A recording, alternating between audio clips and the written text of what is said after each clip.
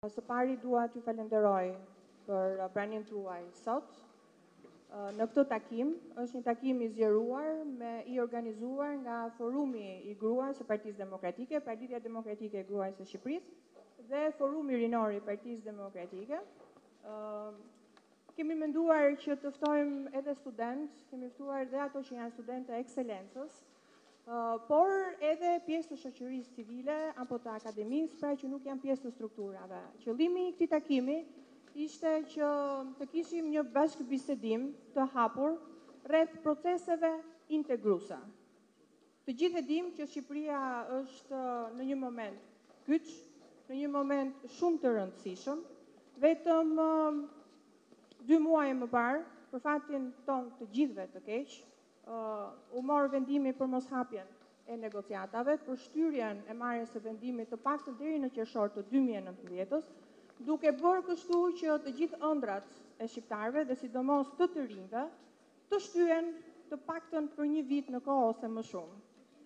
Kemi sot të ftuar shumë të nderuar dhe unë dua ta hap me zonjën Doris Pack, e cila është një politikane shumë e njohur, gjermane, është shumë e dashur për të gjithë shqiptarët dhe jo vetëm për shqiptarët në Shqipëri.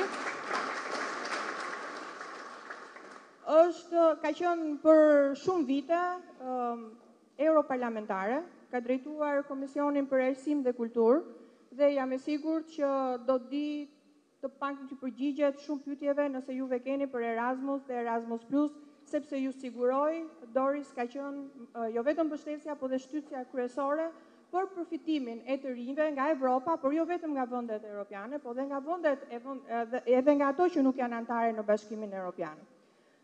Po ashtu do doja që të prezantoja edhe 2 të rinj, të cilët janë sot me ne. Virgilio Falco, I cili është president I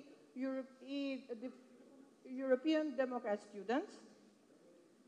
Po ashtu kam edhe një mik tjetër të rinjve, I cili është zëvendës president I Forumit Rinor të Partisë Popullore Europiane, I EPI. Kemi menduar pra që juve të rinj midis jush të shkëmbeni eksperjencat tuaja dhe mund të merrni fare mirë eksperiencë nga 2 të rinj, të cilët kanë qenë të suksesshëm jo vetëm në politikë, sepse kanë arritur që të zgjidhen me votë president dhe zëvendës president, por janë të suksesshëm edhe në bizneset private. Pra Marcelo është një biznesmen shumë I suksesshëm në fushën e IT-së, madje ka prodhuar edhe sisteme të IT-së, të cilat janë shitur brenda 1 viti për shkak të suksesit që kanë pasur. Kam të ftuar gjithashtu zotin Arben Çeku, I cili është ambasadorin Arben Çeku,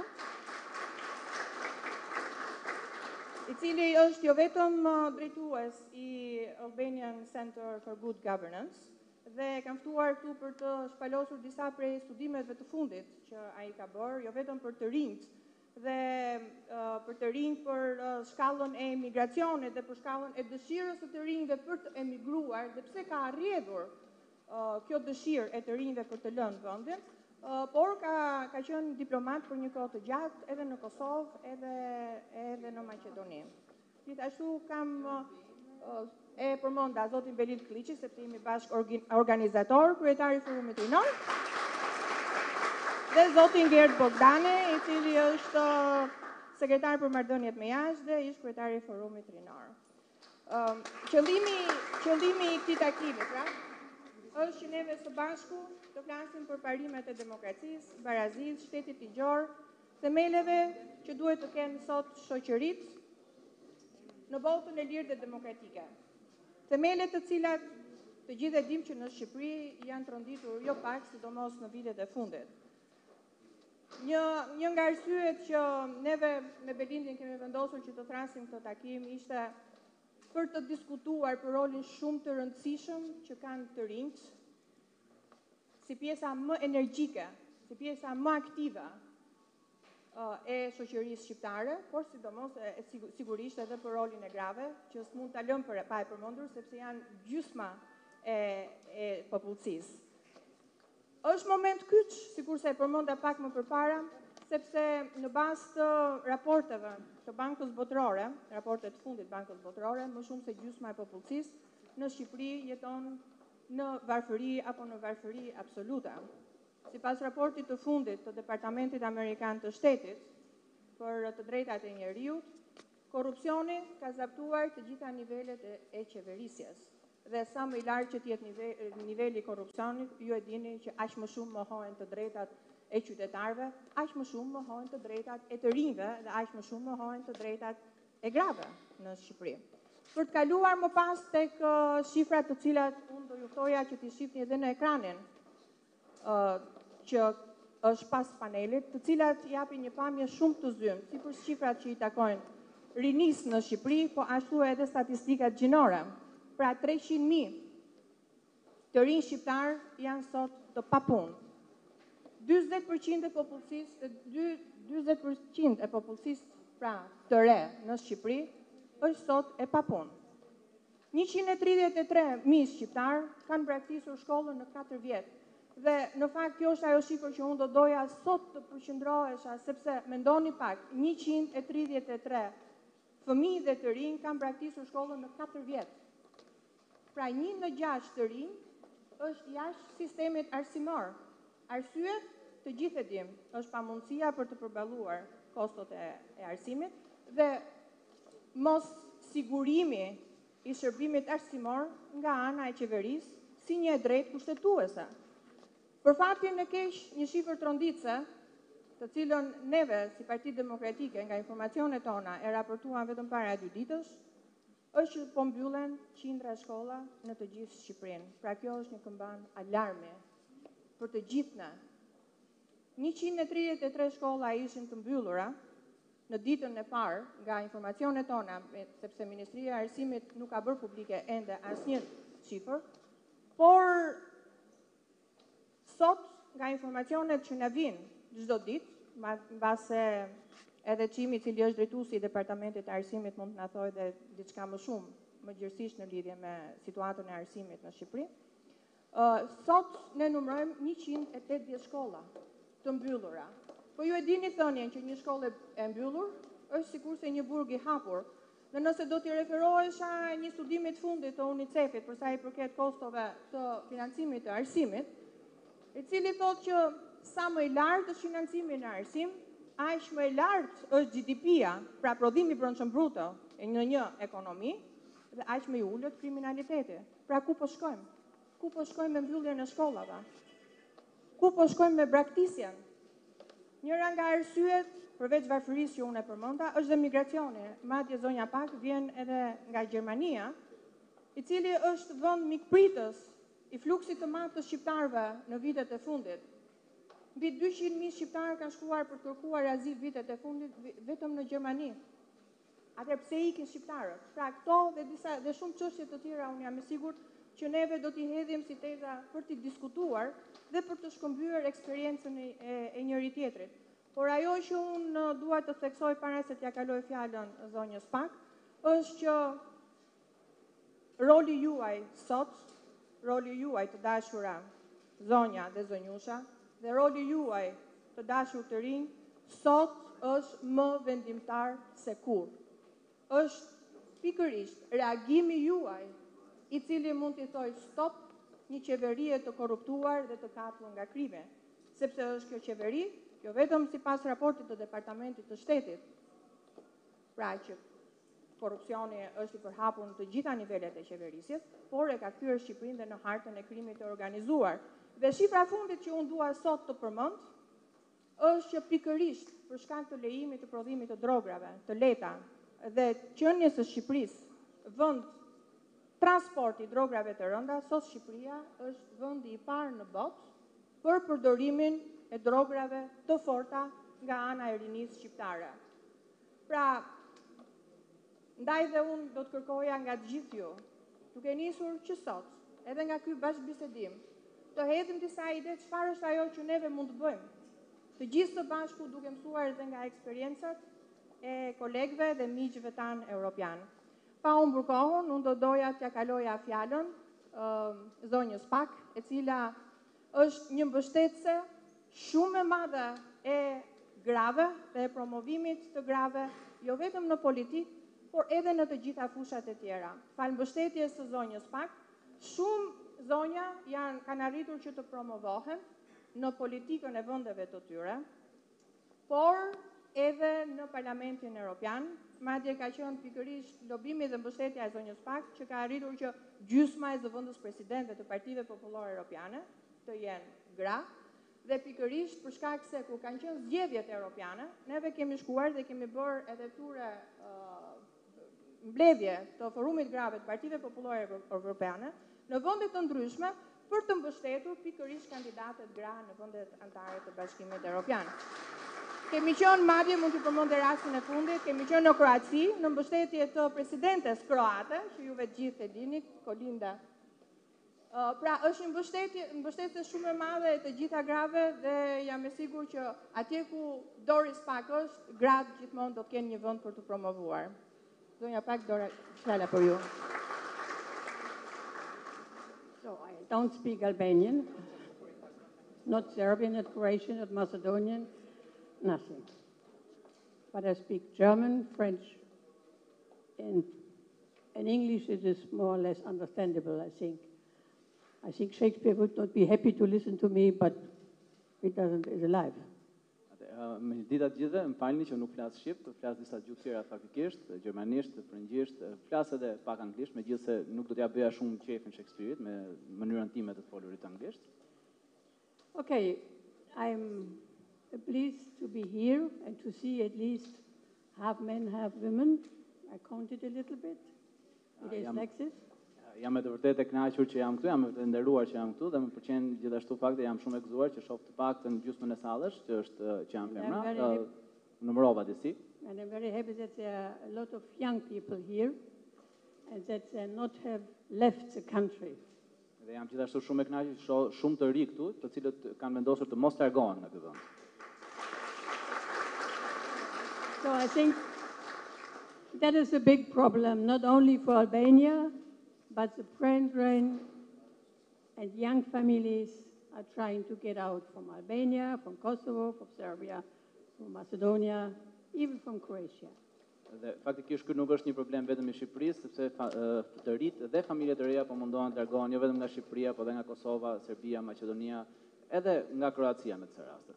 And this is because the politicians are not really taking care of the needs of their citizens. Dhe kjo ndodh sepse politikanët nuk po kujdesen me të vërtetë për nevojat e qytetarëve të tyre.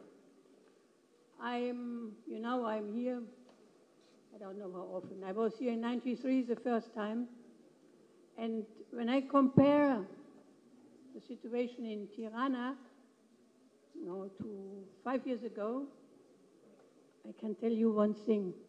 You do not need so many towers. You need good schools. Faktikisht nuk e mbaj mend se sa shpesh kam ardhur në Shqipëri. Herën e parë që kam ardhur ka qenë viti 1993, por ama mund t'ju them një gjë me shumë qartësi. Duke krahasuar situatën e sotme në Tiranë me para 5 vitesh, mund t'ju them me shumë bindje që nuk ka nevojë për kaq shumë kulla, por ka nevojë për më tepër shkolla. You need instead of building such big towers, I don't know what is done inside. You need really investments. But investments are coming only if the justice system is a good one and a correct one. Dhe normalisht edhe një herë nuk ka nevojë për kaq shumë kulla, por ka nevojë për investime, por ama investimet do të vinë në vend vetëm në qoftë se sistemi i drejtësisë është i duhuri dhe është i mirë. So you know that I am president of the women, as she said, but I am also president of the Robert Schuman Institute, which is situated in Budapest, but it belongs to the EPP, where we are giving training and formation to young women and young men in South-East Europe and in Eastern Europe. Dhe normalisht, siç u tha, unë jam presidente e Forumit të Gruas, por nuk jam vetëm presidente e Forumit të Gruas, gjithashtu jam drejtoj edhe institutin Robert Schuman, që është në Budapest faktikisht dhe që i përket EPP-së dhe që trajnon të rit dhe të rejat për çështje të jetës së tyre. We want to build a real creative mass inside the different new democracies that at least they can replace once the politicians and being better politicians. Dhe ne duam të krijojmë krijimtari brenda këtyre demokracive të reja të këtyre vendeve në mënyrë që këta të ri të shtyjnë politikanët të bëjnë më të mirë në tyre. You need good schools and you need a good education, and therefore we in the European Union we gave even to the countries in the Balkans before they are entering the Union, we gave them the chance to go with Erasmus Plus outside of their countries. Normalisht ka nevojë për shkolla të mira dhe ka nevojë për arsim të mirë. Dhe prandaj edhe Bashkimi Evropian mendoi që t'i shtrinte mundësinë edhe përtej kufive të bashkimit me të rive përmes programeve Erasmus dhe Erasmus Plus në mënyrë që të rit kishin mundësi të shkonin dhe të shkolloheshin në vende të tjera, në vende evropiane. It's not only for students, it's also for teachers, also for functionaries working in the different administrations. They can be exchanged. And there is also something which is even widened now. There is a European voluntary service. I mention it especially because it has something to do with Albania. Dhe faktikisht këto programe nuk janë vetëm për studentët, janë dhe për mësuesit, janë dhe për zyrtarët të cilët punojnë në pjesë ndryshme të administratës, dhe faktikisht ka edhe një shërbim të ri që është hapur tash, që është shërbimi vullnetar i Bashkimit Evropian, dhe këtë e them sepse ka lidhje me Shqipërinë.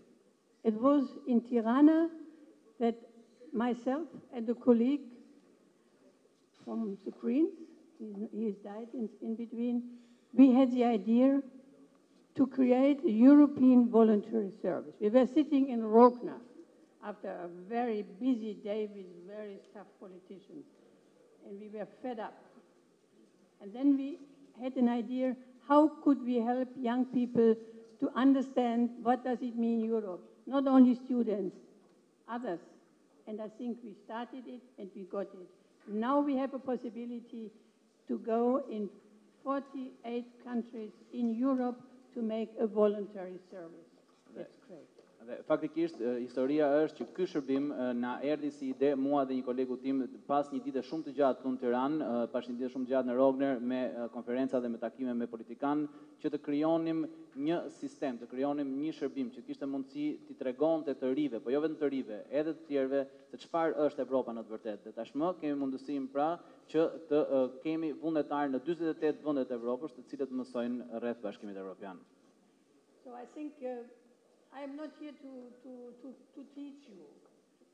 I am here to show that I am still interested in the situation in Albania, in the Balkans as a whole, because I know this country since '89.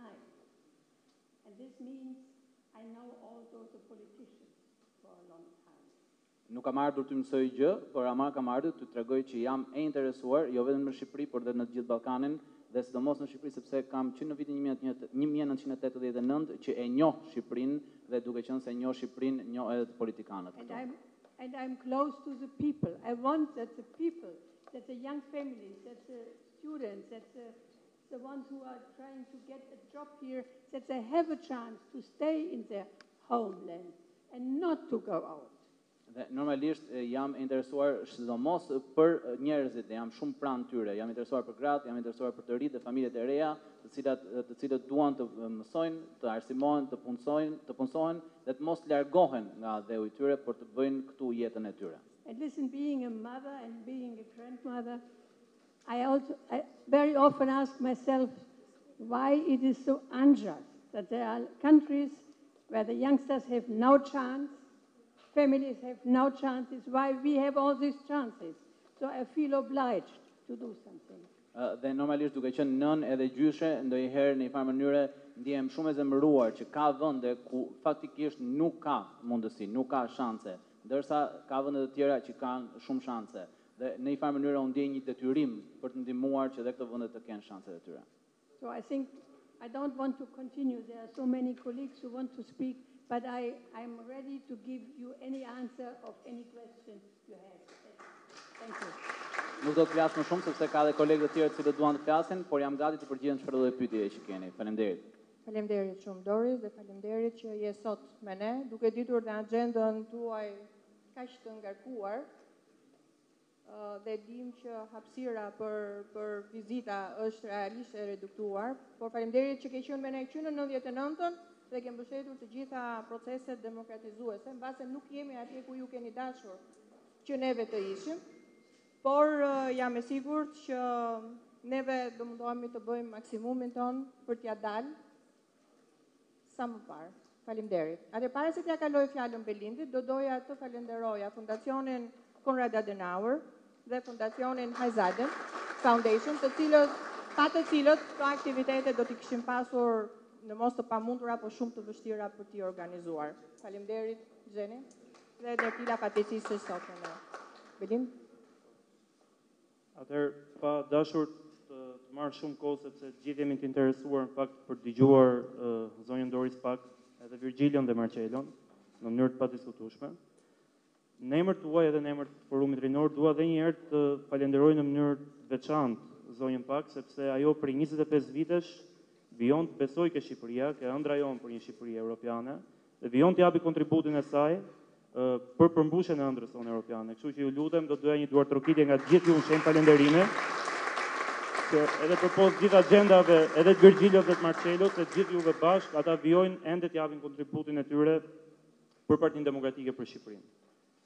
Flasim për integrimin edhe rolin e të rinjve në integrimin e Shqipërisë. Në fakt, unë mendoj se shpesh herë është përdorur edhe si fasad pjesa e rinisë në proceset e integrimit vendit. Edhe pse ëndra për Shqipërinë si gjithë Europa ka lindur në fakt nga të rinjt e viteve 90, nga i brezi studentëve dhjetorit 90. U fol pak më parë zonja Pack tha se ka ardhur në Shqipëri për herë të parë 93-shin, kur ne kishim nisur rrugtimin tonë drejt Europës.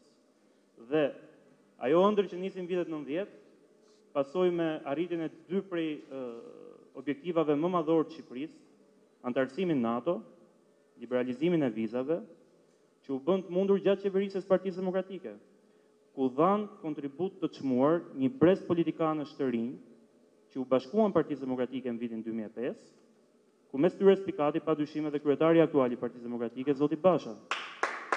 Pra, dua ta nënvizoj këtë fakt sepse kjo tregon që ka mjaft të rinj të edukuar, të shkolluar në Europë, në universitetet më të mira të botës, që janë të gatshëm, kanë vullnetin, kanë guximin dhe kanë besimin për ta përmbushur ëndrrën tonë europiane. Por duhet flasim pak edhe me fakte dhe shifra se ku ndodhet rinia dhe sa hapësirë ka sot rinia e sotme. Vetëm pak muaj më parë ne morëm një lajm keq për gjithë shqiptarët se u refuzua hapja e negociatave. Dhe sigurisht përgjegjës është qeveria. Por a ka ndonjë prej jush që mendon që në kushtet e qeverisjes sotme në vendin tonë, edhe me skandalet e njëpasnjëshme, do t'ishte e gatshme Europa të na hapte dyert? Albana përmendim fjalën e saj, edhe do doja ta falenderoja për këtë organizim dhe për këtë aktivitet ku janë bërë bashkë si asnjëherë më parë në Shtëpinë e Lirisë të rinjt, vajzat, për të folur për të ardhmen e vendit. Albana përmendi që vetëm 2 ditë më parë nisi viti i ri shkollor dhe Shqipëria u gdhi me disa statistika, thua se jemi në një vend në luftë. Rreth 133 shkolla, ose më saktë 133 shkolla janë mbyllur dhe rreth 130.000 nxënës janë larguar nga arsimi. Këto janë shifra, këto janë fakte. Shqipëria në këto 5 vite, në të gjitha raportet ndërkombëtare, nga Brukseli në Londër, nga Berlini në Washington, pasqyrohet si një vend tranzit i drogave të forta, si një vend kryesor për kultivimin e hashashit, një vend ku përdorimi i drogave të forta mes të rinjve, ne kemi dalë tashmë në vend parë në botë, jo në Europë, por në botë, dhe një vend që ka probleme të forta me korrupsionin, dhe jemi në vitin 2018.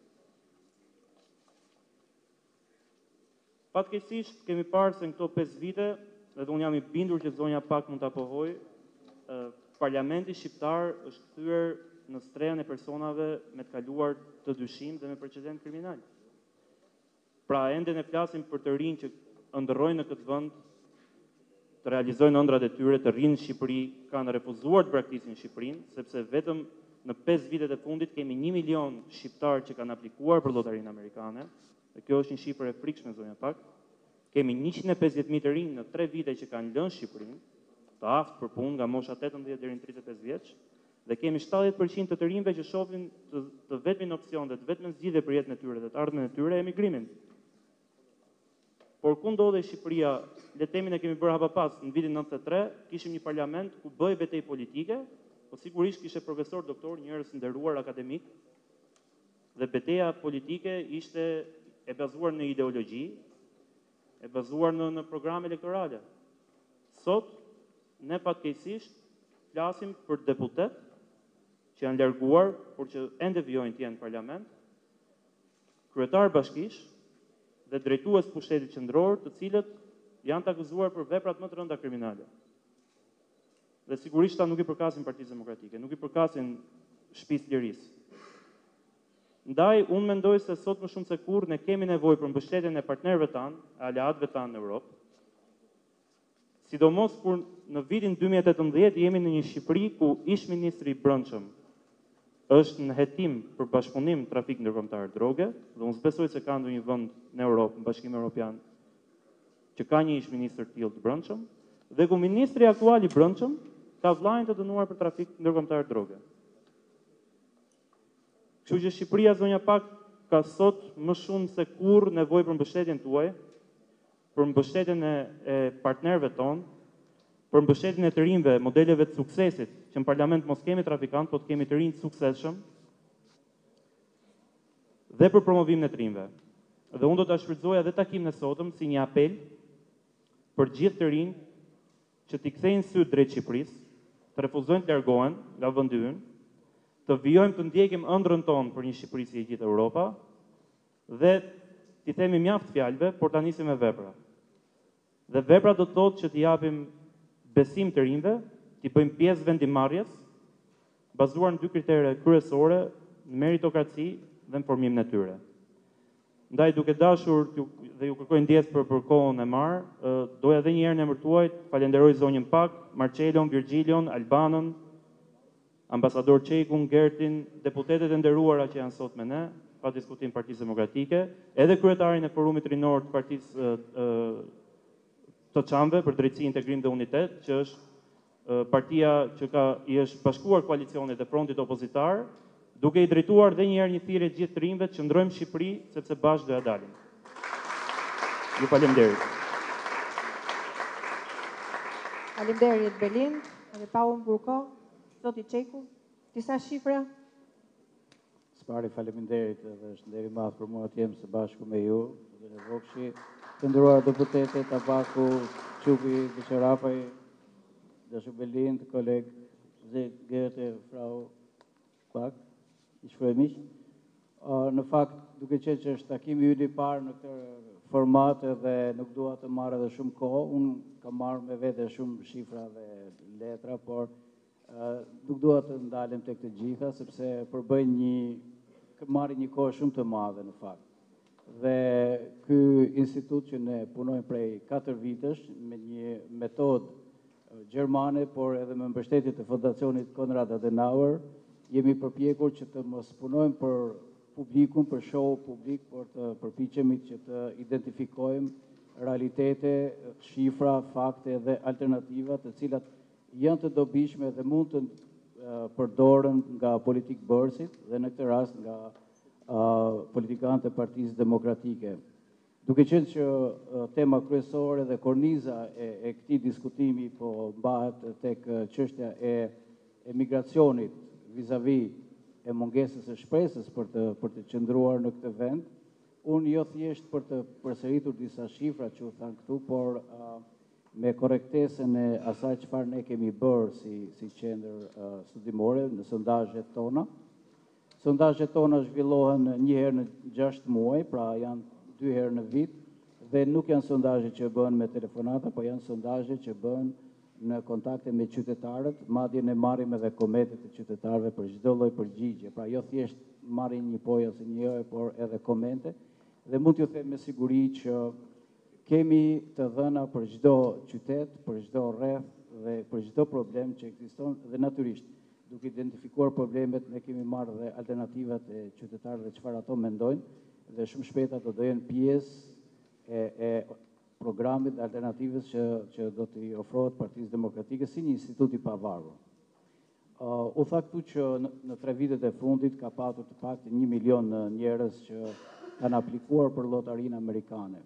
Këto janë shifra mediatike, por nëse do ta masim nëpërmjet një metode tjetër që është sondazhi, mund të them që në qershorin e këtij viti që kemi bërë sondazhin ton, duke pyetur 3000 qytetarë në 15 qytete kryesore, dhe pyetjet janë bërë jo në zona rurale, por janë bërë në zona qytetare, në qytete, ku presupozohet që mundësia për punësim dhe shpresa të jetë më e madhe se sa në zonat rurale. Dhe ka rezultuar në pyetjen që ne kemi bërë, a keni bërë ndonjë aplikim apo lotari për të emigruar jashtë, 26.52% kanë thënë po, dhe 5.54% kanë thënë do ta bëjmë këtë aplikim, që do thotë mbi 32% e qytetarëve shqiptar kanë aplikuar realisht për të emigruar jashtë shtetit. Që do thotë, nëse 367.000 qytetarë kanë aplikuar për lotarinë amerikane dhe marrim një të mesme të thjesht ku një qytetar aplikon për bashkëshortën dhe një fëmijë, themi një numër 3, i bie që mbi 1 milion qytetarë të kenë aplikuar për të larguar nga Shqipëria vetëm nëpërmjet lotarisë amerikane, që është afërsisht 36% e popullsisë, që përputhet në një farë mënyre me përqindjen që ne kemi nxjerrë në pyetjet që kemi bërë që a keni aplikuar.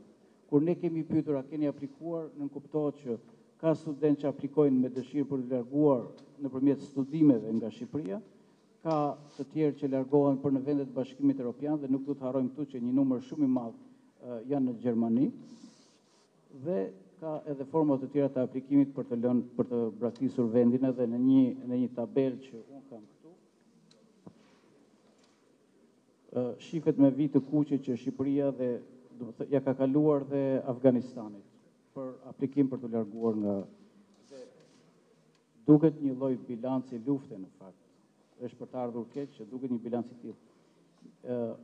Tek të rinjt, nga 18 deri 25 vjeç, këtë aplikime kanë bërë 37.76%.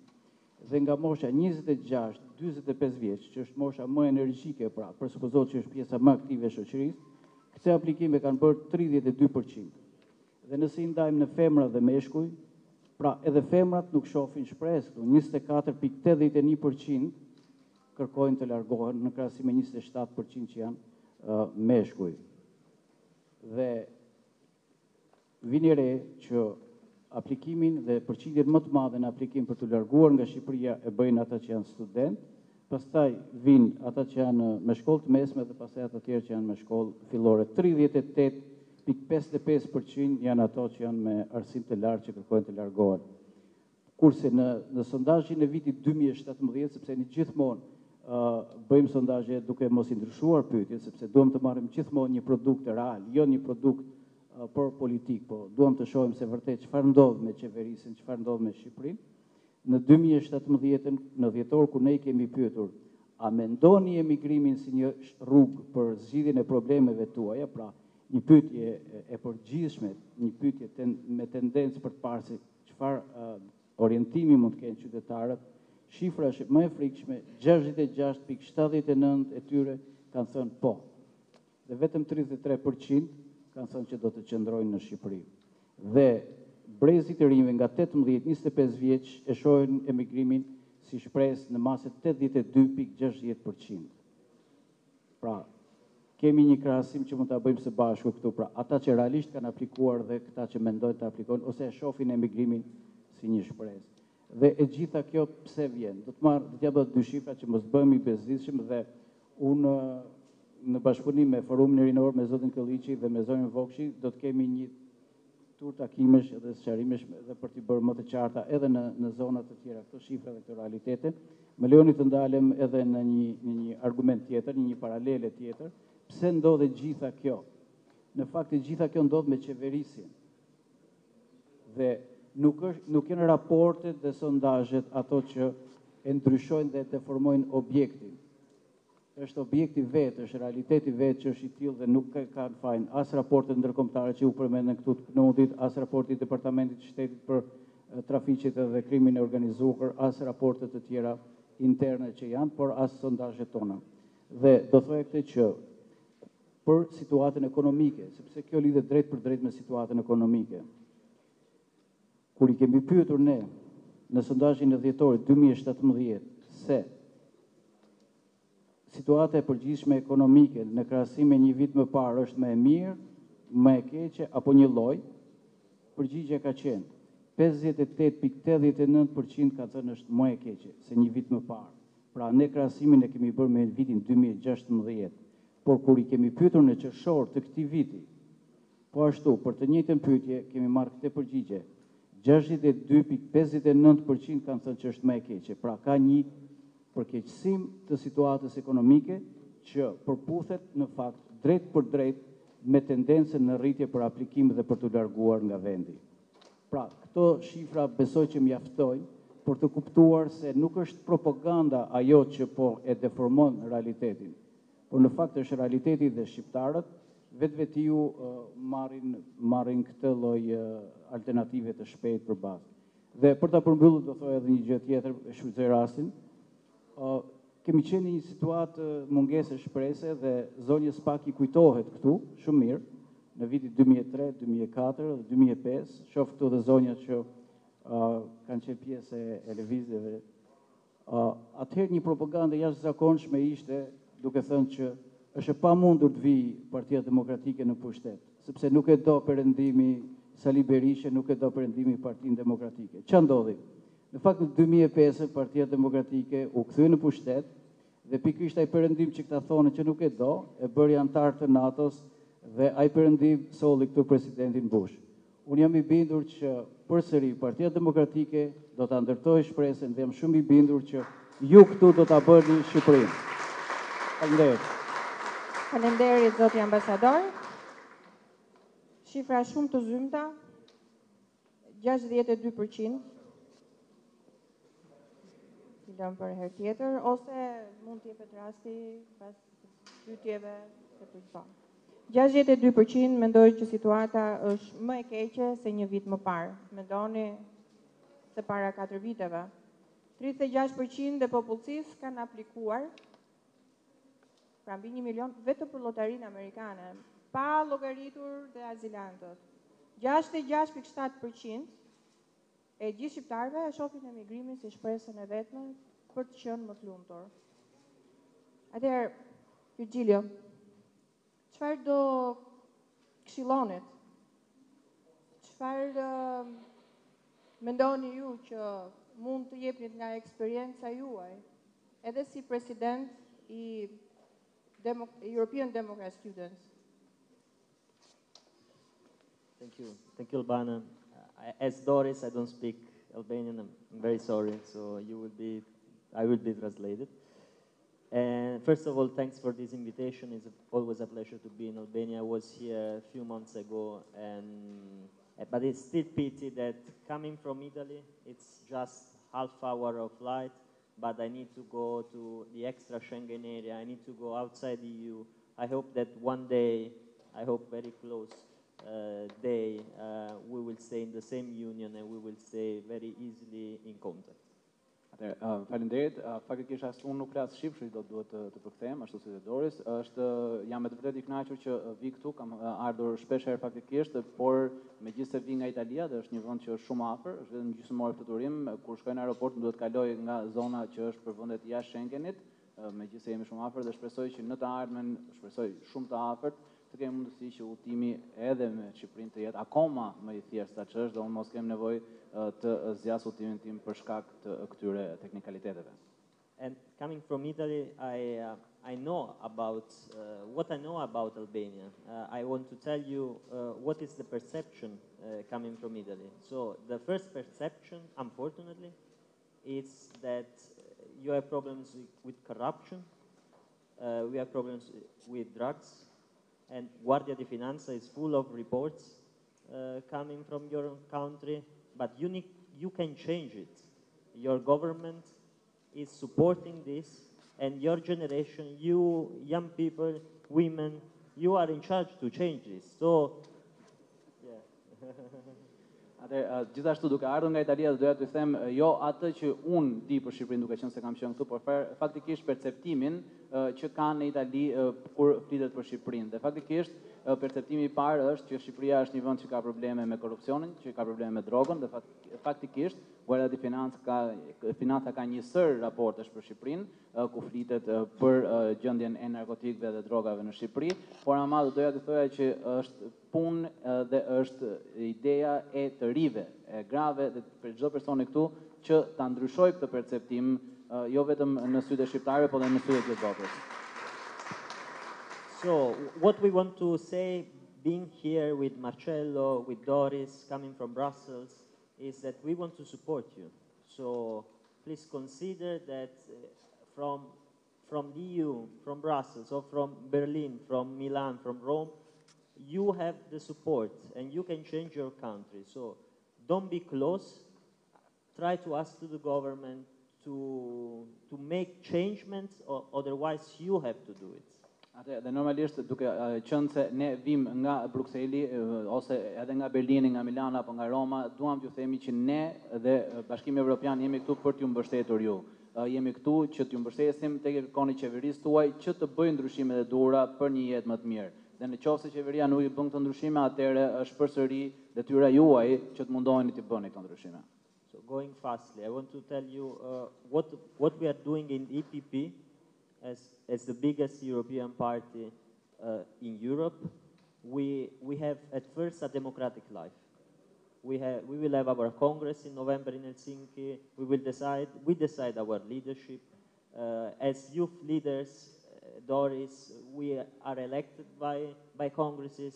Ask this, be active on this in your own country. If you put rules, you can grow.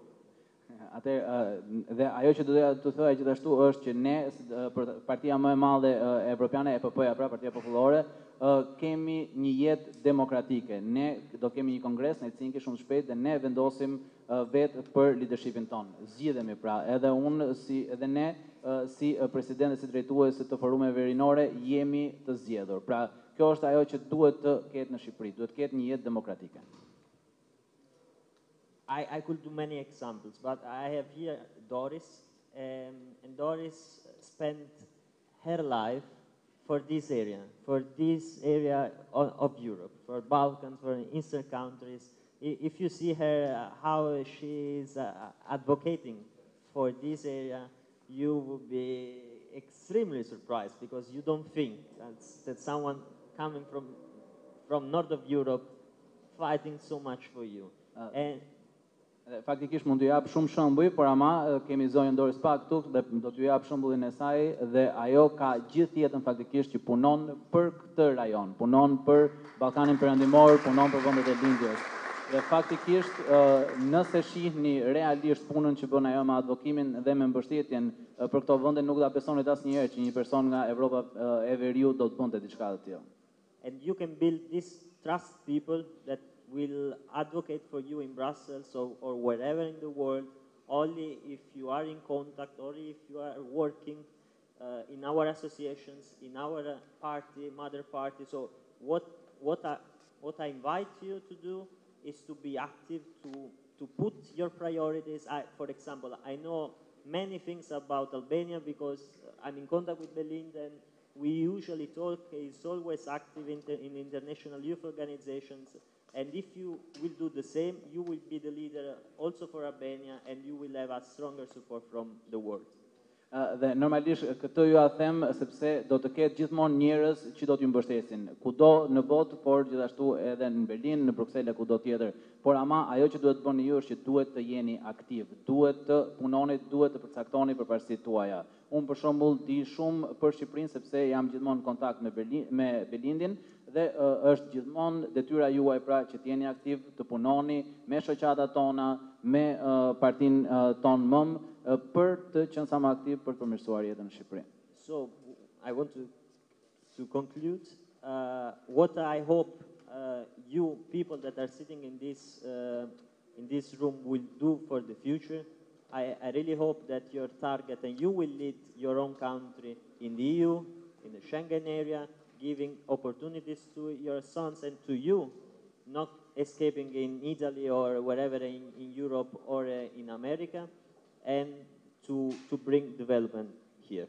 So, kështu që ajo që faktikisht shpresoj që ju do të bëni është që do të jeni ju ata që do ta drejtojnë këtë vend dhe që do ta çojnë këtë vend përpara në Bashkimin Evropian, zonën Schengen dhe që nuk do të largoheni, nuk do të shkoni në Itali, apo diun apo në Amerikë, por që do të jeni ju që do ta çoni vendin përpara, që do të jepni më shumë mundësi jo vetëm vetes tuaj, por edhe brezave që pin pashysh. Faleminderit. Faleminderit Virgilio. Vetëm një fjali nga ajo që ka tha Virgilio për të kaluar më tej fjalën Gertit. Pra duhet reagoni. Ti kërkoni qeverisë që të ndryshojë, dhe nëse qeveria nuk ndryshon, fati është në duart tuaja. Pra ju duhet ta ndryshoni, ta merrni fatin në dorë dhe të bëni ndryshimin e duhur. Faleminderit Albana, mirëmbrëma të gjithëve. Nuk do të zgjatem shumë sepse kam përshtypjen është më rëndësishme pjesa e pyetjeve dhe përgjigjeve të gjithë këtij takimit sotshëm me miq, sidomos me miq që janë nga jashtë. Por unë do të falenderoja Albanën që vazhdon të jetë një promotore shumë e mirë e bashkëpunimit mes organizatave tona partnere, LDGSH-s dhe FRPD-s, dhe më lejoni të them tona sepse ka qenë pjesë e gjatë e jetës time drejtimi i forumit rinor të Partisë Demokratike. Do doja gjithashtu të falenderoja pa diskutim zonjën Pak. U thanë shumë fjalë këtu për të, por unë do thoya diçka që ajo është një mike reale. Dhe përdor fjalën reale në këtë rast, sepse miqtë real janë ato që thonë dhe vlerësimet pozitive, por janë dhe ato që të bëjnë dhe kritikat kur duhet kesh kritika. Dhe zonja Pak ka qenë një mike reale e Partisë Demokratike dhe si e tillë është dhe një mike reale e Shqipërisë. Pra kur gjërat në Partinë Demokratike kanë pasur nevojë për vlerësime, ka dhënë vlerësimet, kur ka pas nevojë për kritika, ka dhënë kritikat, pra kur flet dhe për situatën në Shqipëri, është shumë reale për situatën në Shqipëri. Nuk do të ndalem tek droga, krimi, apo disa nga statistika që u folën, sepse të gjithë këtu në këtë sallë ne jemi shumë të updateuar sepse përjetojmë dhe jetojmë çdo ditë atë. Zonja Pak apo miqtë e tjerë janë po aq të updateuar me situatën. Unë do të thoya edhe diçka tjetër, që zonja Pak ka një gjë të veçantë të rrallë, me atë që tha Albana, që është një nga promotorët më të mëdha të vlerave të grave dhe përfaqësimit të grave. Them gjë e rrallë sepse zakonisht ka një shprehje ose do thoya një vlerësim që zakonisht luftëtarët më të egrat promovimit grave janë vetë gratë. Që në këtë rast ky është një ekcepcion shumë pozitiv, do thoya unë. Dhe falenderoj gjithashtu dhe për punën si drejtuese e Robert Schuman Institute, sepse realisht ndër vite kanë ndihmuar për të trajnuar të rinjtë e Partisë Demokratike, intelektualët e rinj që i aderojnë pranë Partisë Demokratike, pra kanë trajnuar dhe kanë dhënë kontributin e tyre për rritjen e kapacitetit të Partisë Demokratike.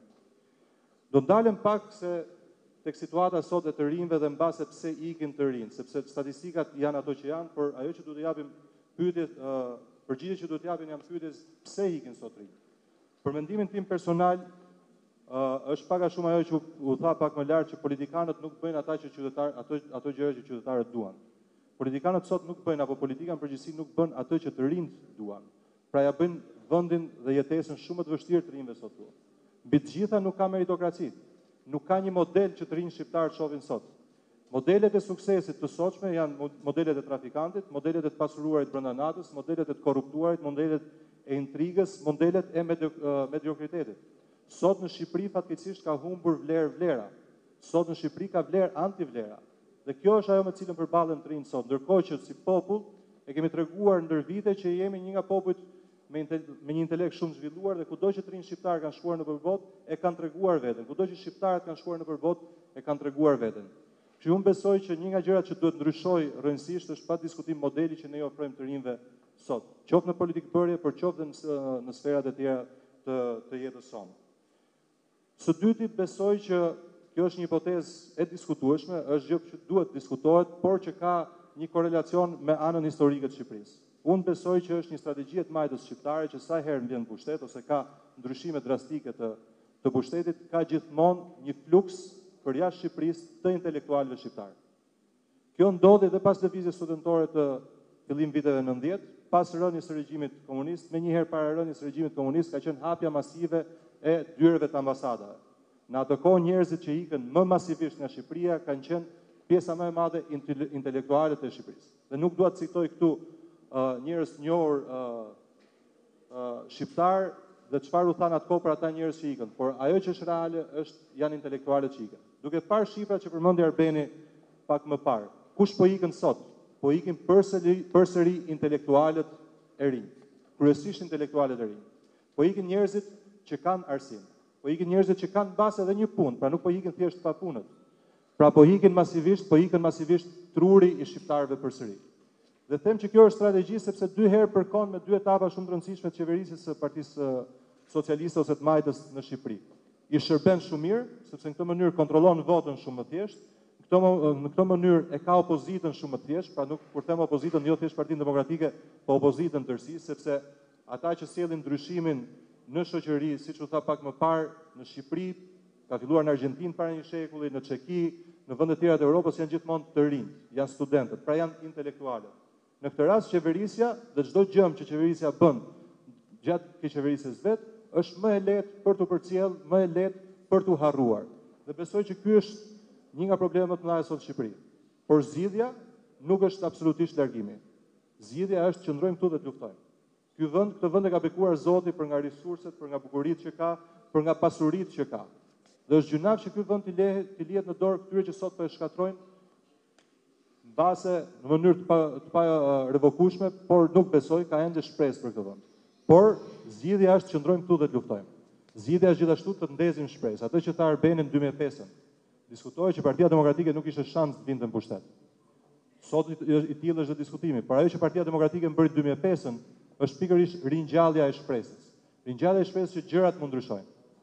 Sot shpresa tek shqiptarët fatkeqësisht është e vrarë. Pra roli ynë i sotshëm është që të rifillojmë të ngjallim shpresën për një Shqipëri më të mirë, për një Shqipëri që ne mund ta bëjmë më mirë. Miqt, siç e tregojnë sot edhe zonja Pak, Virgilio, Marcelo, nuk mungojnë. Miqt janë aty për të ndihmuar Shqipërinë, e kanë ndihmuar gjithmonë Shqipërinë dhe jam i bindur që do ta vazhdojnë ta ndihmojnë Shqipërinë.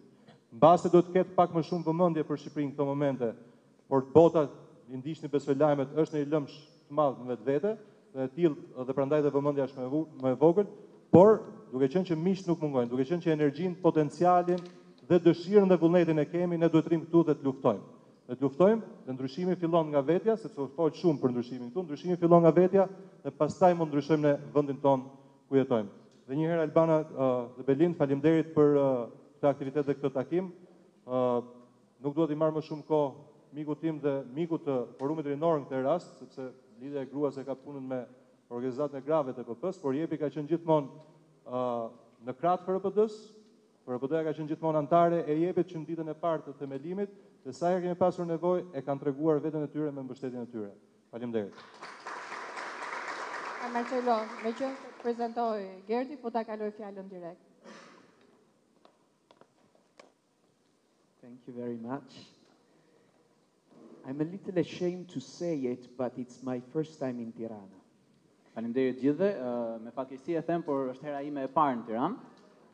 But not the last one, and also I feel a very strong bond between myself, my country, and Albania.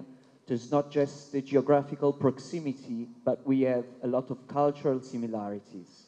Por normalisht nuk është hera ime e fundit dhe fatmirësisht unë ndjej një lidhje shumë të fortë midis vetes time, vendit tim dhe Shqipërisë, jo vetëm se jemi afër gjeografikisht, por sepse ndajmë edhe shumë nga kulturat tona. And I heard some numbers today. Numbers about youth unemployment, numbers about a lot of youngsters willing to go away.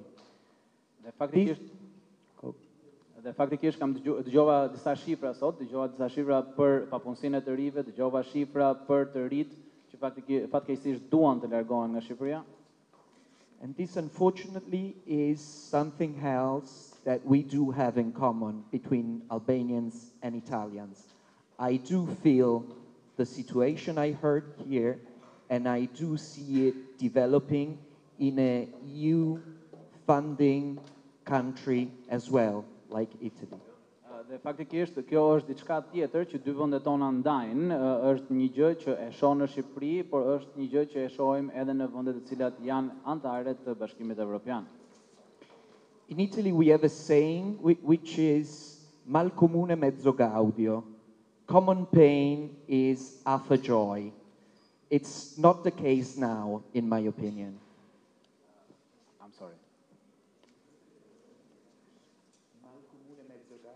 Is common pain is after joy, and this is not the case.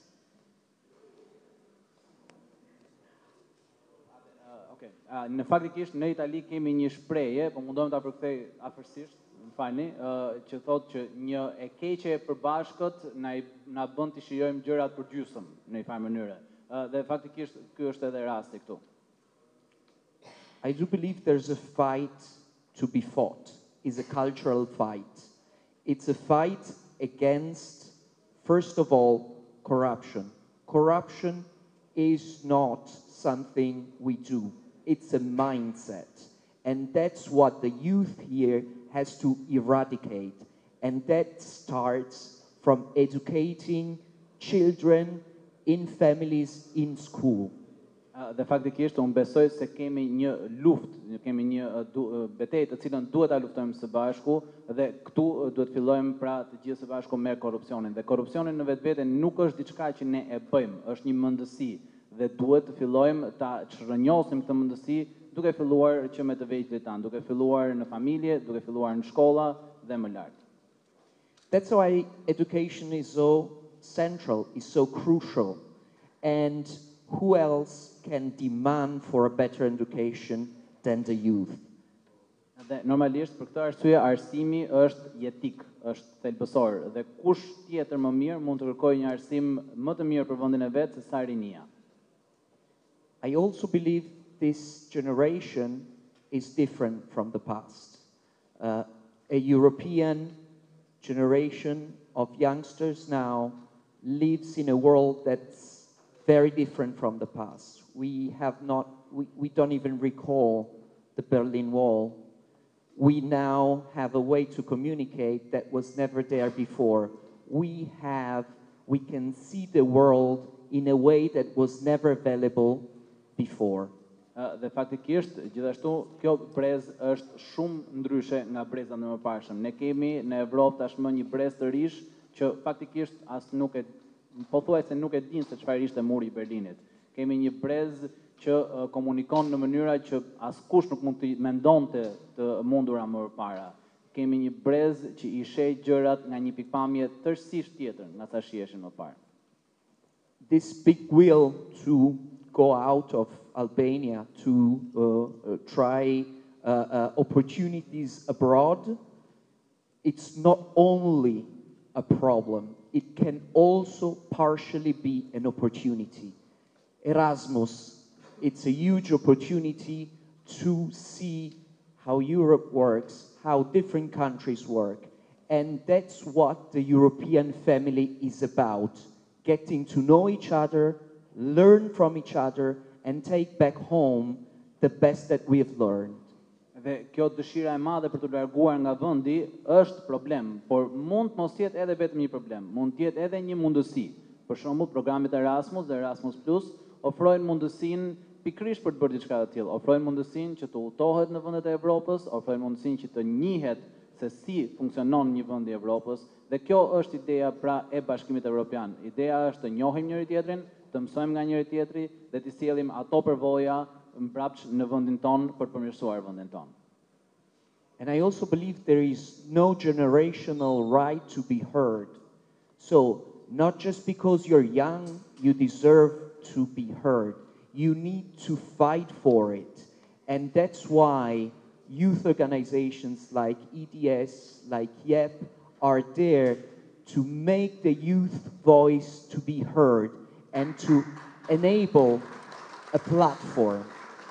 Dhe unë gjithashtu besoj që nuk ka të drejtë vetëm nga fakti që je një brez që të dëgjojnë. Unë besoj se vetëm nga fakti që je i ri, nuk besoj se të duhet të dëgjojnë. Unë besoj se duhet të luftosh, të ngresh zërin tënd dhe të dëgjojnë të tjerët. Prandaj organizatat dhe forumet rinore janë aty për t'ju mbështetur dhe për t'ju ofruar një platformë për të ngritur zërin tuaj. And I'm very proud to belong to an organization, the Youth of the European Party, that has no gender balance at all in its board. Dhe faktikisht unë jam me të vërtet krenar që jam pjesë e një organizate, Forumi Rinor Evropian, I cili nuk ka një ekuilibër gjinor. I do belong to a minority in this board. We have 9 strong and very capable women within our board and just 5 men. That's innovation. Unë faktikisht jam në minorancë, jam në pakicë në bordin tonë, kemi në bord 9 gra që janë jashtëzakonisht shumë të fuqishme dhe shumë të arsimuara dhe shumë të afta dhe jemi vetëm 5 meshkuj.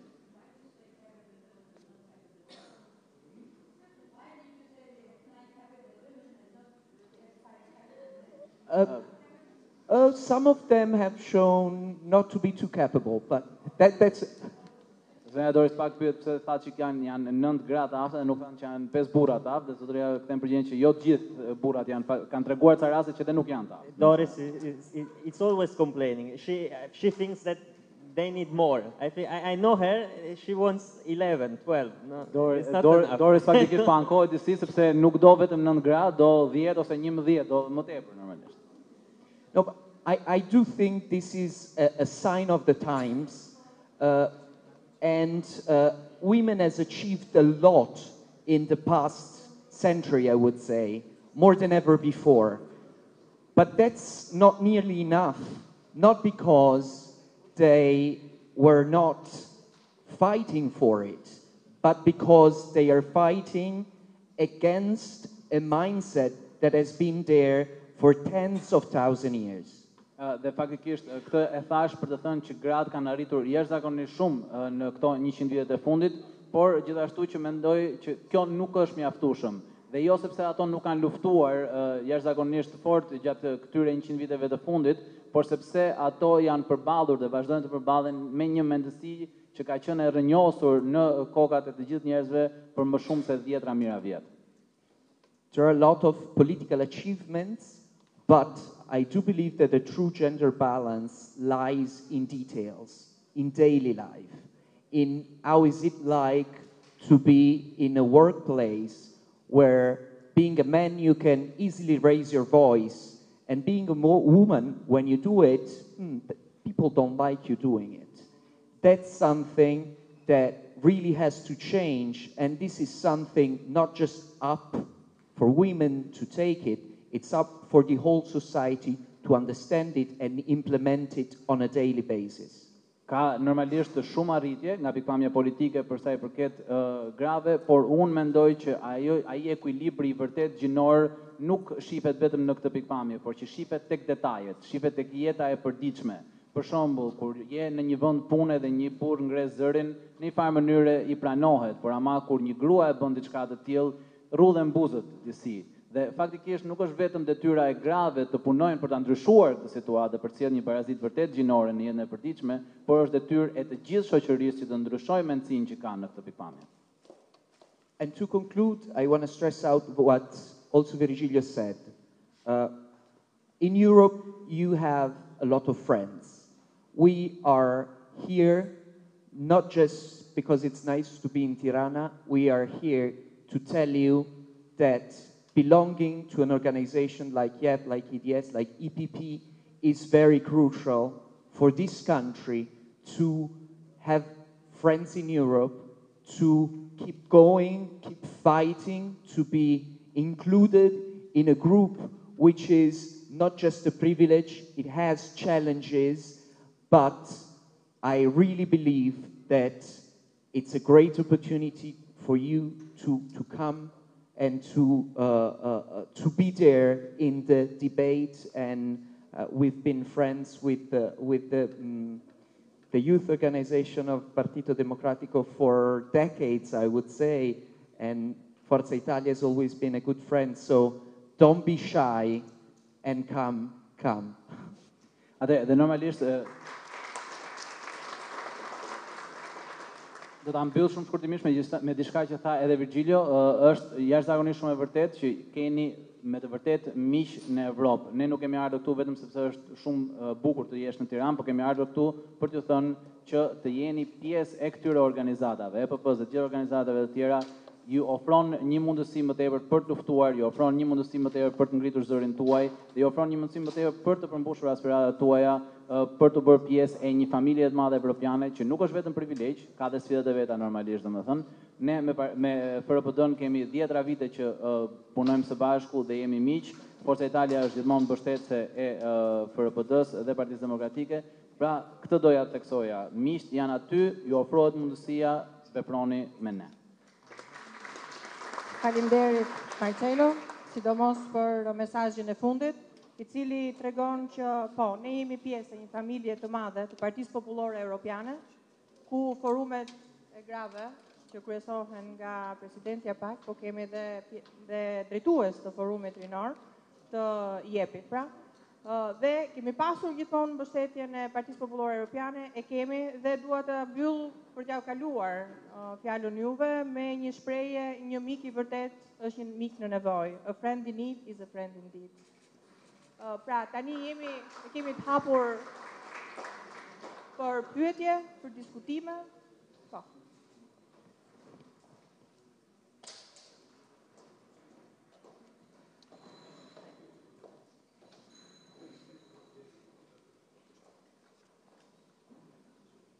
Përshëndetje të gjithëve, unë quhem Elis Bilali. Është kënaqësi për mua të marr pjesë sot në këtë takim.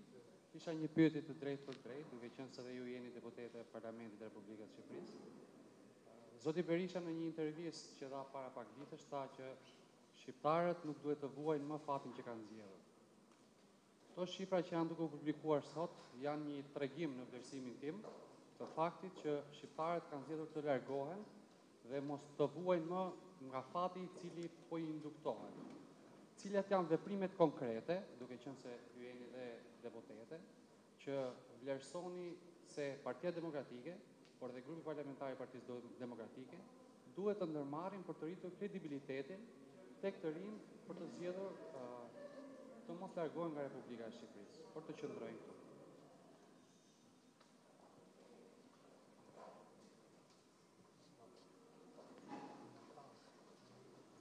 Faleminderit për pyetjen. Tani më mirë se zoti Berisha, unë nuk ta shpjegoj këtë. Dhe kam përshtypjen që ajo çka zoti Berisha ka thënë, të cilën unë e kam dëgjuar me shumë vëmendje, është që shqiptarët kanë nduruar shumë, kanë nduruar për 50 vite nën komunizëm, por nuk është se fituan. Pra jo gjithmonë durimi të bën që të fitosh. Pak a shumë e njëjta situatë, sepse shoqëria shqiptare po vuan shumë, dhe neve rrezikojmë që të rrëshqasim në diktaturë. Mesazhi I zotit Berisha, të cilin edhe këtu përsërit në një mënyrë apo në një tjetër, është që shqiptarët nuk duhet të durojnë më, pra duhet të ngrihen dhe të reagojnë. Është një prej mesazheve që dëgjuat në mënyra të ndryshme nga gjithë panelistët. Pra, nëse qeveria nuk dëgjon zërin tuaj, nëse qeveria shkel të drejtat tuaja, të drejtat kushtetuese për shërbim shëndetësor, të drejtat kushtetuese për arsimim, falas, shkel të drejtën për të pasur prom, të drejtën për të punësuar, të drejtën për të jetuar në vendin tonë, atëherë fati është në duar tuaja. Pra, në një farë mënyrë, ky është edhe mesazhi të cilin neve e përcollëm edhe sot. Nëse qeveria nuk reagon, duhet neve të dimë, ta kërkojmë fatin dhe të bëjmë ndryshimin e duhur. Dhe përsa I përket platformës së Partisë Demokratike, të gjitha veprimet edhe propozimi më I fundit I Partisë Demokratike për vettingun e politikanëve, unë mendoj që është një nga nismat më të mira të ndërmarra në një herë, e cila nëse Rama do pranoj, që unë dyshoj, do të mund të shkëpus lidhjet e pushtetarëve me korrupsionin. U fol këtu gjatë për kapjen e shtetit, për hapjen e korrupsionit në të gjitha nivelet, dhe ju I dini, keni dëgjuar për hapjen e korrupsionit në shëndetësi dhe për shkak të korrupsionit në shëndetësi, asnjëri prej jush nuk mund të marrë shërbim shëndetësor. Po nga ka ardhur ky korrupsion? Ju e dini, nga ish-ministrat, nga ministrat, nga kryeministri. Keni dëgjuar për shembjen e teatrit, të cilën po kërkoi ta bëjë Rama, i cili është akti më i fundit kriminal. Dhe pse po e bën këtë? Sepse kërkon të lajë parat, duke shkatruar një nga vlerat historike, kulturore, shpirtërore, artistike, pra teatrin kombëtar, për të ngritur 6 kulla, vetëm për profitime 205 milion euro. Pra vettingu i politikanëve, unë mendoj që do mundsoj shkëputjen e politikës nga krimi dhe nga korrupsioni. Ndaj e kërkojmë dhe ne shpresojmë që t'ja arrijmë që të bëjmë ndryshimet kushtetuese. Dhe kjo vjen me njëherë mbas nismë, që unë mendoj që ishte ajo e duhura të dekriminalizimit, i cili bëri që të largohen rreth 10 deputet nga parlamenti dhe me 10 të tjerë nga nivelet larta të administratës, përfshirë dhe kryetar bashkisë. Unë mendoj që kjo është janë disa hapa, të cilët mbase mund të jenë pak të vonuar, po për shkak se po kalojmë një opozitë teje të vështirë, unë mendoj që gjithsesi jemi në kohë për të bërë ndryshimin e duhur, ndaj na duhet edhe mbështetja e gjithëve ju, sepse pa ju, pa reagimin tuaj, pa reagimin e qytetarëve, ne vështirë se mund t'ja dalim. Faleminderit.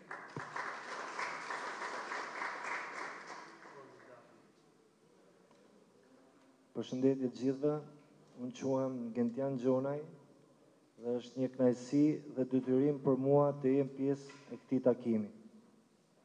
Para se gjithash milioni t'ju shpjegoj se të jesh një i ri dhe një i ri që merr përgjegjësi ose aktivist, në Shqipëri është e vështirë, e pamundur, për mos thënë utopi.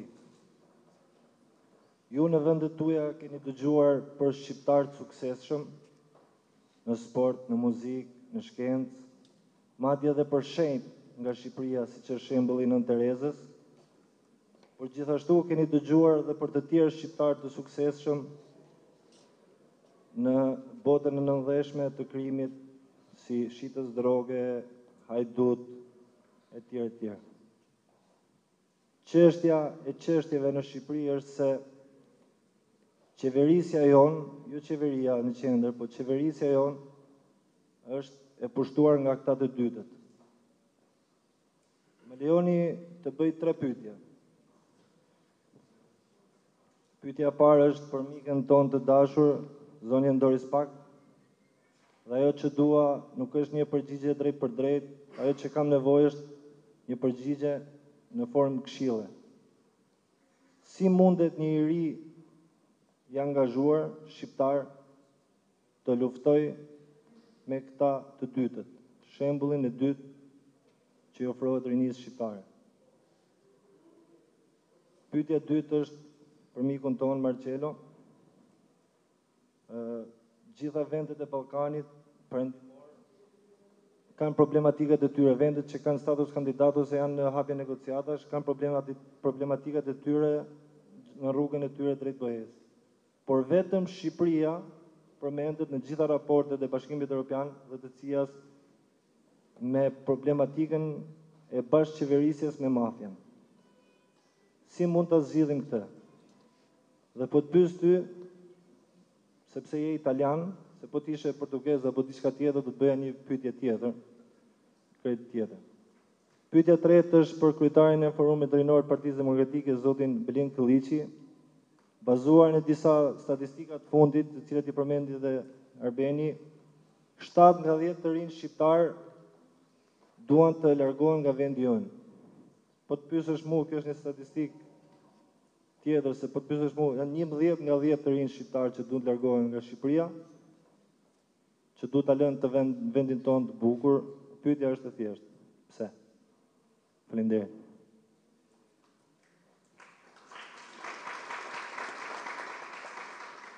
The question for me was, how can we youngsters act against these mafia gangs or whatever? Yeah?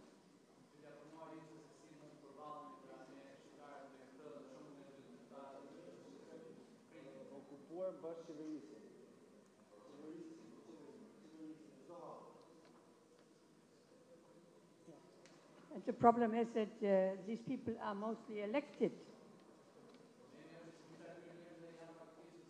which means there should be a culture of ethics, of political ethics, of moral. People, yeah?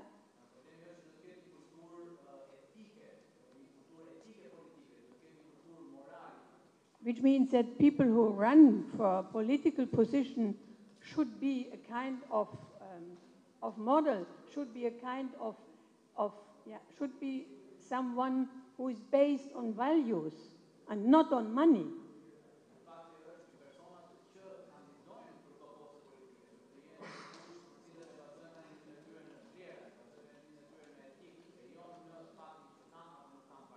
But I have seen in this country that at least a lot of politicians have been bought, which means they gave money to get candidates.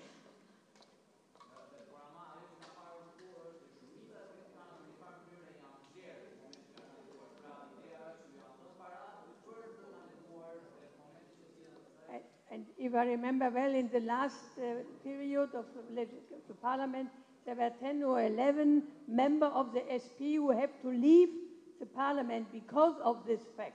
This is something which is incredible.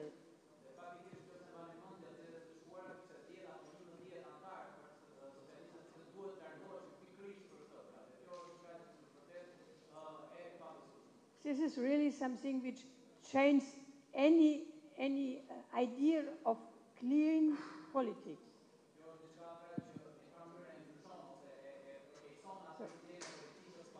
So, you should start at the top. If the top is not clean, you can continue.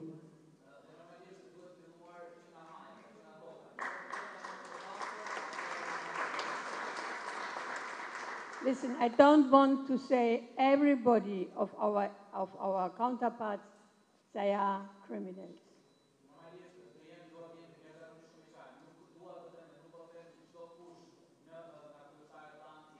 That's not what I'm saying, but I say there are a lot of people who are not based on values, but only on money. And this is what is false in this country. And this creates corruption on all levels.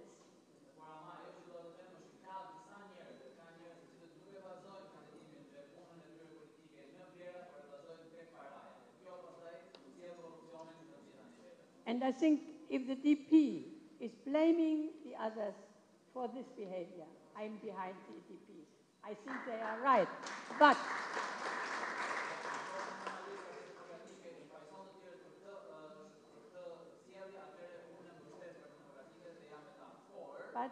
they are not all angels. We have also in our ranks people who are not based on values. So kick them out, that you can show that you are clean.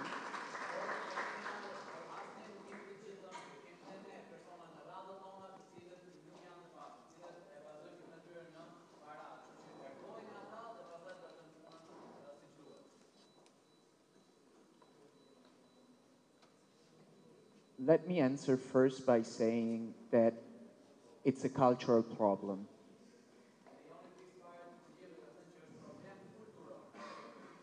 The first tip I have to say is never forgive any of this, meaning that when you see something that's a little corrupt, a little unfair, never take it as, you know, it's another time, okay, let's go with it.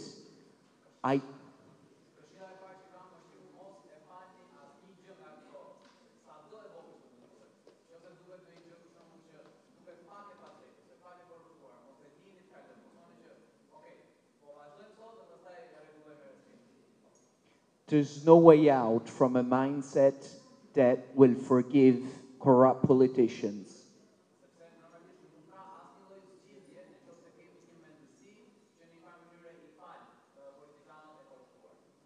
And what can be done? I see a long-term opportunity.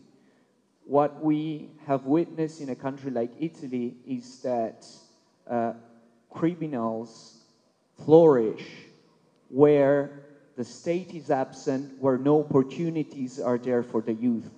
First of all, education is very, very, very important.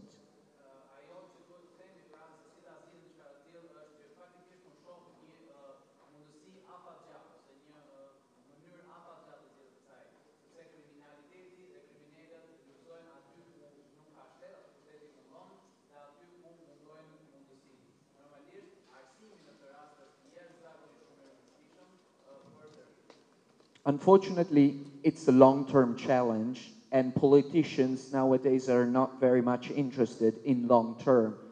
But you gotta be fight for it, because that's what will ease the situation. That's what will make this country really better than it is right now.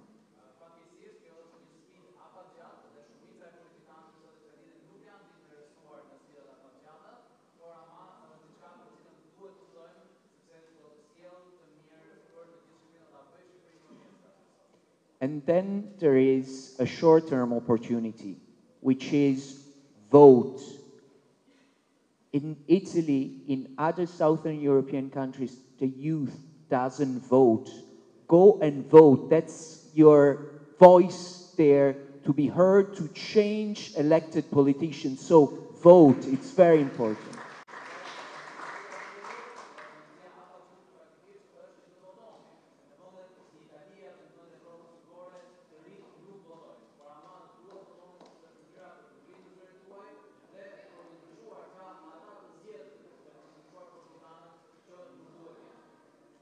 I want just to add something. I think in a country which is green of cannabis, how can you educate your kids?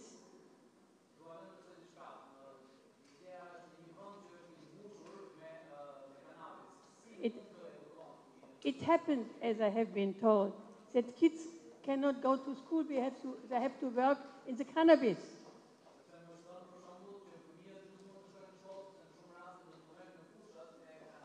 I'm not blaming their parents too much. I blame the government that they don't give jobs to the parents, that they have not to build cannabis. That's the problem.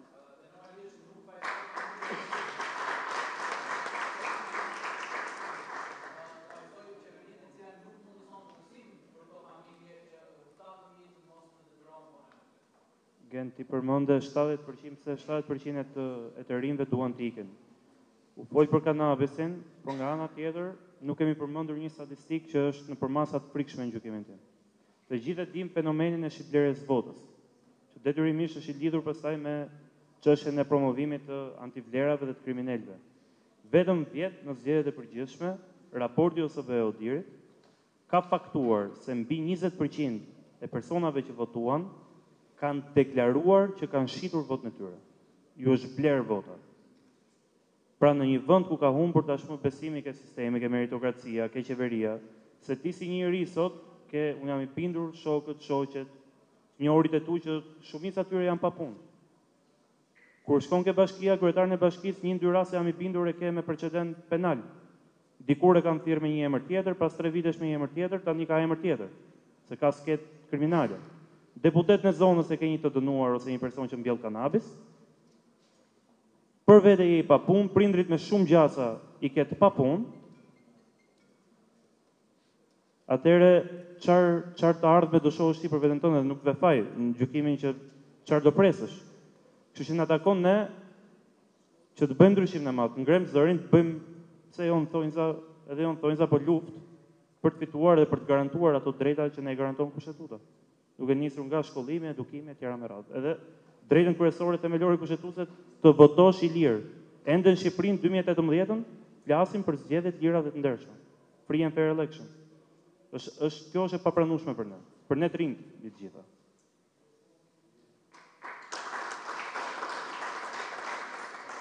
Përshëndetje të gjithëve, jam Lisandër Hoxha. Unë nuk dua të zgjatem sepse u diskutua gjithçka pak a shumë dhe u raportua dhe me shifra arsyet pse të rinjt largohen nga Shqipëria. Ç'është ky eksod në 2018-ën kaq biblik i shqiptarëve, i të rinjve shqiptar, shifra të cilat krahasohen me vende në luftë si Siria, Afganistani, ku diun. Unë mendoj të ndalen vetëm 2 çështje kryesore. Çështja e drejtësisë, sepse jemi vetmi vend në Europë që nuk kemi një gjykatë kushtetuese, pra nëse qeveria miraton një gjë antikushtetuese, ne nuk kemi ku të ankohemi. Kjo është arsye madhore pse shqiptarët largohen. Kemi zgjedhur një krye prokurore pa kushtetut, është komplet politike, pra ne nuk kemi ku të denoncojmë krimet e qeverisë. Dhe kjo është një arsye madhore pse mund të largohemi dhe nuk ndërtojmë jetën në këtë vend. Dhe së dyti janë zgjedhjet e lira dhe të ndershme. Nëse ne s'kemi të drejtë të zgjedhim ata tek cilët ne besojmë, pra është e kohë çdo lloj strategjie, çdo lloj plani ekonomik apo politik që ne mund të hartojmë për të mirën dhe rritjen e reformave të popullit shqiptar dhe të arritjen e standardeve të Bashkimit Evropian. Unë kam një apel për zonjën Pak dhe për dy miqtë tanë, apel shumë sinqert, cilin unë mendoj që duke qenë se jeni miq të mirë dhe na keni ndihmuar gjithë këto vite, do të dëshiroja shumë që të lëboni dhe të bëni një blokadë di Ramës Bruksel. Të bëni një marrëdhënie të kushtëzuar me Brukselin derisa ai të zgjidh problemet e reformës në drejtësi dhe zgjedhjet e lira dhe të ndershme. Kjo do të ishte një ndihmë shumë e madhe për ne. Faleminderit.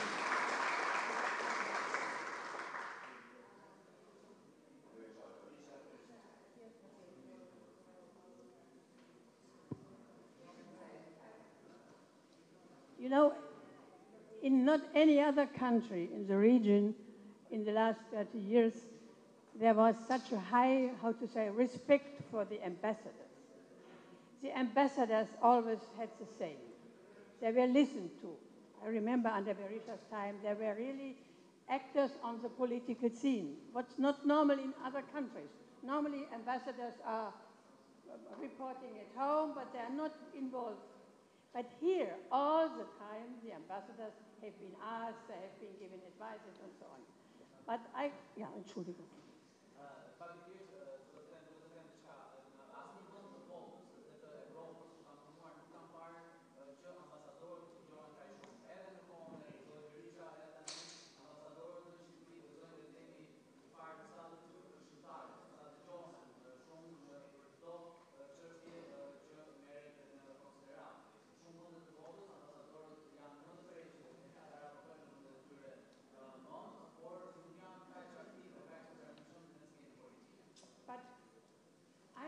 In the last years that this involvement of the ambassadors has been, has been lowered, and they even didn't speak on the facts.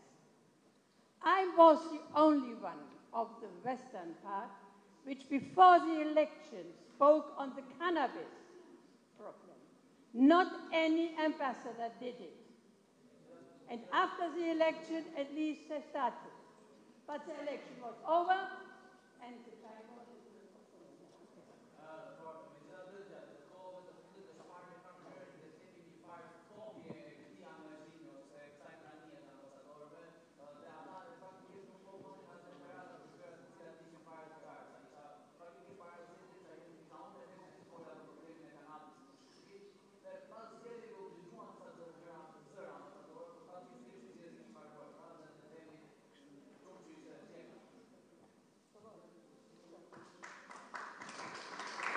Faleminderit Doris. Atëherë më duhet t'ju bëj një njoftim që na duhet ta mbyllim takimin, sepse kanë ardhur një grup shumë i madh artistësh dhe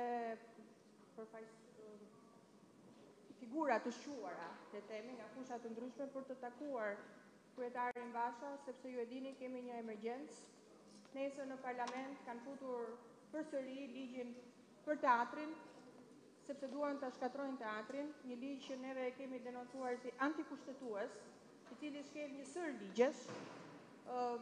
Ndaj do na duhet ta mbyllim këtë takim, nëse Doris ka një mesazh të fundit për të dhënë. Unë e di që keni shumë pyetje të tjera, por situata juve dini që shpesh herë na detyrojnë që të devijojmë pak nga programi. Doris, you have the last message? Faleminderit shumë gjithëve.